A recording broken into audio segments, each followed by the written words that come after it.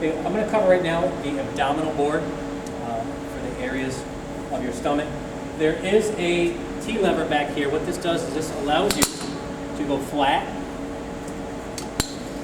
okay, an incline, or a decline.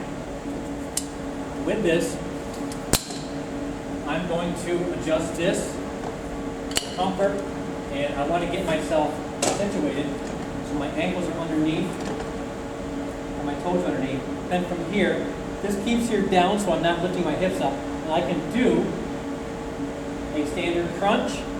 Okay? And when I do this, I want to try to keep area between my chin and my chest.